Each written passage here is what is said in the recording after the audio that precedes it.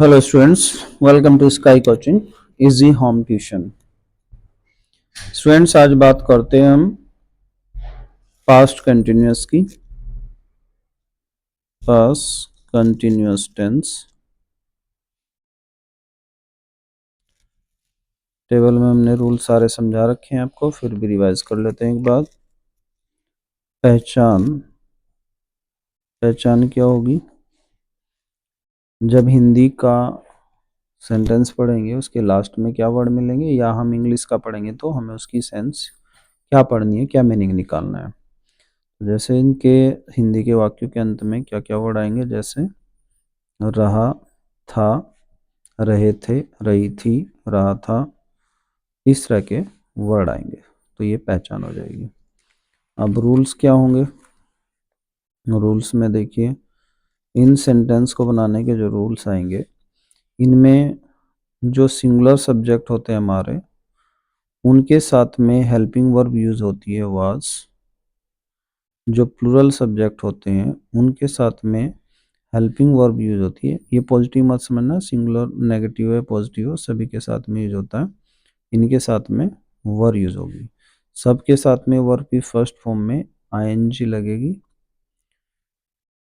बस इतना सा ही रूल है इसका, सबसे आसान सा ही है। टेबल में हमने आपको बता रखा है, उसमें एक सारे लिखने समझा रखे हैं। यहाँ देखिए, ये वाली कॉलम की बात कर रहे हैं पास्ट का, ये कंटिन्यूअस वाला पार्ट है। तो इसमें रहा था, रही थी आएंगे, आईएनजी फॉर्म आएगी, वाज वर, और इसमें सिंगुलर प्लूरल। अच्छा, वाई आई इसमें वाज के साथ आ जाता है, ये भी ध्यान रखना है आपको। तो आइस में जो सिंगुलर वाला है इसके साथ रहता है, कोई भी सिंगुलर हो और आई हो वो इसके साथ काउंट होगा, आई वाज। ठीक है भाई, चलिए सेंटेंस बनाने की प्रैक्टिस करते हैं। जैसे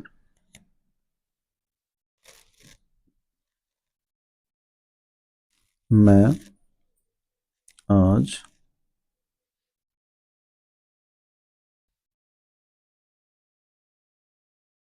अपने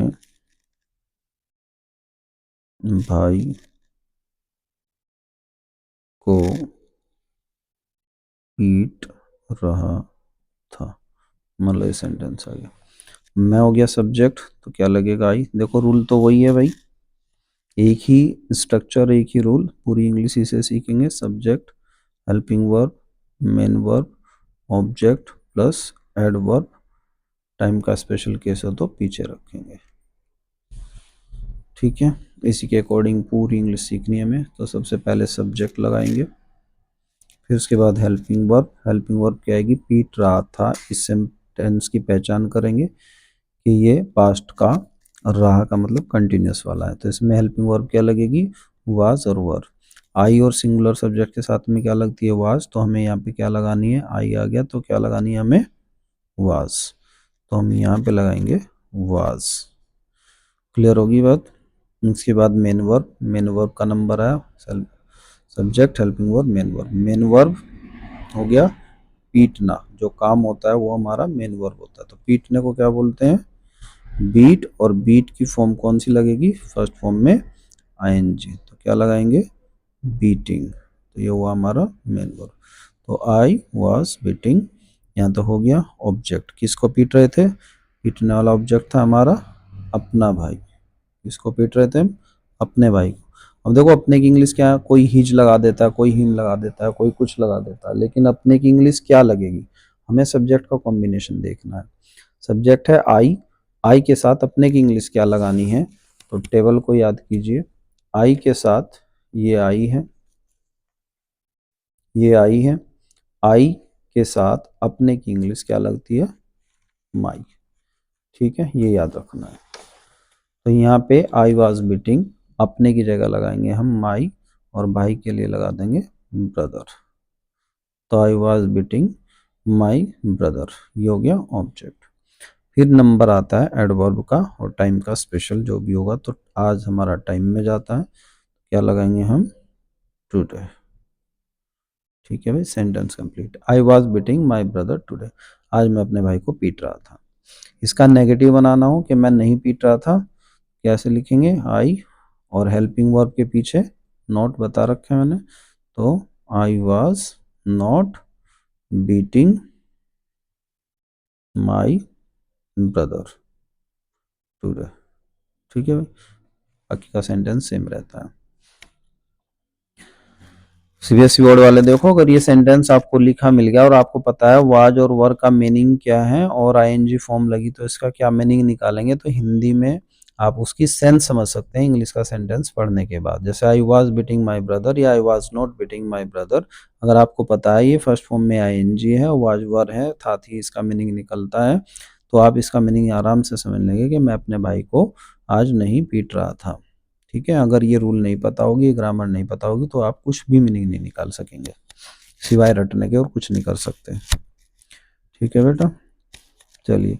अच्छा, क्या मैं पीट रहा था, अगर मान लो इसमें वाज आगे आ जाएगा, वाज आई बीटिंग, क्या मैं पीट रहा था अपने भाई को। अगर ये रूल भी नहीं पता आपको कि अगर वाज शुरू में ही लगा हुआ है फिर आई आ गया और फिर बीटिंग, तो इससे क्या बनेगा। अब इससे एकदम से हम क्या पढ़ेंगे, जब भी इसकी हिंदी में सेंस समझेंगे तो क्या पढ़ना पड़ेगा।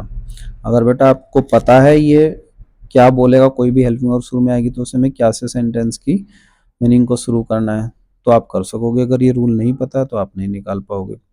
तो वाज आई, क्या मैं, बीटिंग पीट रहा, वाज था, my brother today.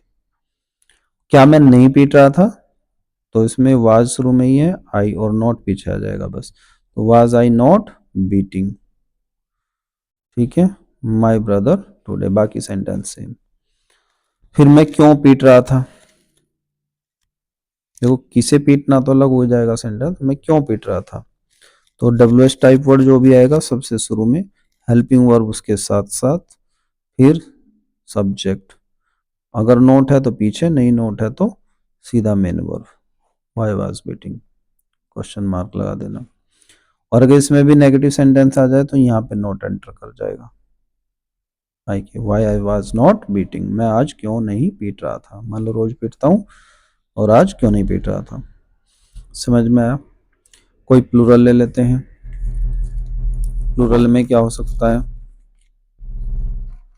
Plural sentence में जैसे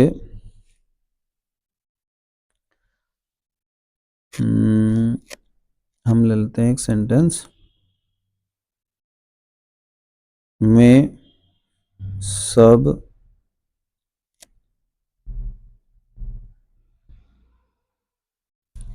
कल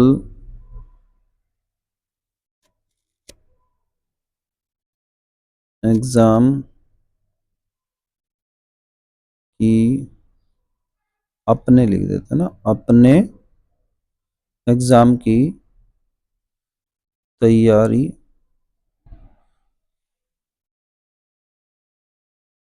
एग्जाम की तैयारी ट्यूशन में कर रहे थे या घर पर कर रहे थे, चलो घर पर लिख देते हैं, घर पर कर रहे थे, थोड़ा बड़ा सा बना लेते हैं ना और चीजें भी समझ में आ जाएंगी आपको।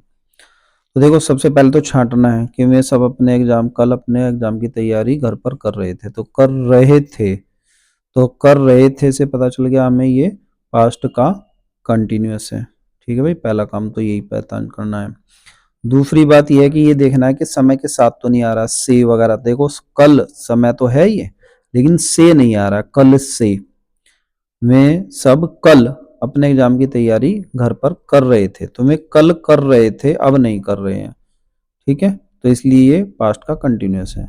अगर यहाँ कल के साथ में एक से वर्ड और आ जाता, से, कल से अपने एग्जाम की तैयारी घर पर कर रहे थे, तो ये तुरंत हो जाएगा पास्ट का परफेक्ट कंटिन्यूअस। बात समझ में आई, सिर्फ एक वर्ड से ही चेंज करता है। अब ये पास्ट कंटिन्यूअस है सिर्फ, तो इसमें मेन वर्ब क्या है, तैयारी, तैयारी करना। ठीक है भाई, तो मेन वर्ब यह होगी प्रिपरेशन। घर पर, कहां पर कर रहे थे, घर पर, तो ये हो गया एडवर्ब, काम कहाँ हो रहा था, वर्ब के बारे में बता रहे हैं। किसकी तैयारी कर रहे थे, अपने एग्जाम की, तो अपना एग्जाम ऑब्जेक्ट हो गया।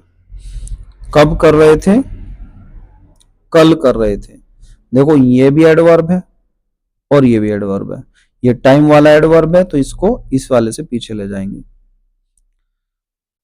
कौन कर रहे थे? वे सब। तो ये क्या हो गया? सब्जेक्ट। पहले तो बेटे ये छांटना जरूरी है बहुत अच्छे से। अब ये क्लियर हो गया, तो हमारा वही rule, subject helping verb main verb उसमें सेट कर दो। वे सब क्या लिखेंगे? They all. वे सब सब्जेक्ट हो गया। अब हेल्पिंग वर्ब का नंबर आता है दूसरे नंबर पे। अब कर रहे थे प्लूरल है, तो क्या लगेगा? वर। मेन वर्ब की बारी आई। क्या कर रहे थे? तैयारी कर रहे थे, तो तैयारी को क्या बोलेंगे? प्रिपेयरिंग। प्रिपेयरिंग। तो दे वर प्रिपेयरिंग में तैयार कर रहे थे। किसकी कर रहे थे तैयारी? ऑब्जेक्ट क्या आएगा अब? Subject helping verb main verb, तो नंबर आता है ऑब्जेक्ट का एग्जाम की। किसके? अपने एग्जाम की। अब अपने की फिर से बात आई। वे आया प्लूरल है, तो उसके साथ अपने की इंग्लिश क्या लगाए? यहाँ पे कोई हीज हिम हर ऐसे लगा देता है जो गलत हो जाता है। अब देखो मैंने आपको बताया था दे हो, दे आए, चाहे दीज आए, दोज आए, कुछ भी आए, सबके लिए ऑब्जेक्टिव केस दैम, और अपने की इंग्लिश के लिए देयर का प्रयोग करेंगे। उनका उनकी उनके, या अपना अपनी अपने। ठीक है, तो हमें यहाँ पे देयर यूज करना है। तो बात करते हैं हम यहाँ पे दे वर प्रिपेयरिंग किसके? फॉर। फॉर तो की या के लिए आएगा। अपने एग्जाम, तो देयर एग्जाम, या एग्जामिनेशन लिख दो या शॉर्ट में एग्जाम लिख दो। ऑब्जेक्ट हो गया। ऑब्जेक्ट के बाद में नंबर किसका आता है? एडवर्ब का। और एडवर्ब भी सबसे पहले घर पर, एट होम। टाइम वाला एडवर्ब लास्ट में कल। अब देखो कर रहे थे, दो कल होते हैं, एक आने वाला एक पीछे चला गया, जो पीछे चला गया उसे क्या बोलते हैं? जी हाँ, यस्टरडे। और जो आएगा वो टुमारो हो जाएगा। तो यहाँ पे आने वाला टाइम चला गया जो टाइम। तो they all were preparing for their exam at home yesterday.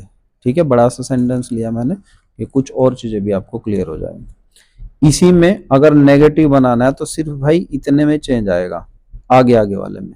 ठीक है, पीछे कोई चेंज नहीं आता, सेम रहता है सेंटेंस। देखिए कैसे इसका नेगेटिव बनाना है, तो दे ऑल वर, और वर के पीछे लगा दो नॉट, तो बन गया नेगेटिव, और प्रिपेयरिंग वगैरह सब सेंटेंस सेम रहेगा। इसको क्या वाला बनाना है, तो वर को उठा के आगे लगा दो, वर दे ऑल, और फिर प्रिपेयरिंग पीछे का सेंटेंस सेम।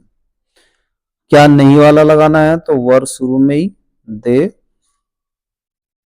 ऑल, और यहां पे बस नोट लगाना है इधर, और प्रिपेयरिंग बाकी सेम।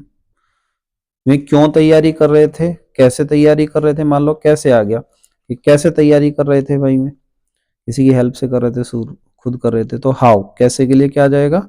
हाउ। ये question word WH type word सबसे शुरू में, और हेल्पिंग वर्ड साथ रहेगी वर। हाउ वर, और दे ऑल में सब प्रिपेयरिंग सेम बिल्कुल। कैसे नहीं कर रहे थे, तो हाउ वर दे ऑल में सब नॉट प्रिपेयरिंग, में सब कैसे तैयारी नहीं कर रहे थे। बात क्लियर होगी भाई। और प्रैक्टिस के लिए आप ले सकते हो, कोई भी सेंटेंस बना सकते हो, जैसे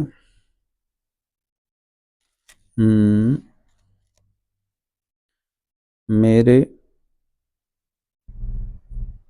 पापा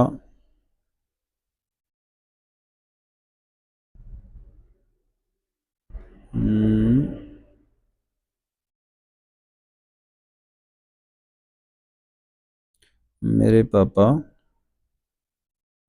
कल मेरे लिए खिलौने ला रहे थे। ठीक है, मेरे पापा कल मेरे लिए खिलौने ला रहे थे। कुछ और लिख सकते हैं, जैसे तुम खाना खा रहे थे, है ना। ये छोटा सा हो गया, बस इनकी प्रैक्टिस कर लेना। इसमें इतना ही, और देखते हैं नेक्स्ट क्लास में फिर आगे का बचा हुआ जो पास्ट का ठीक है, थैंक यू।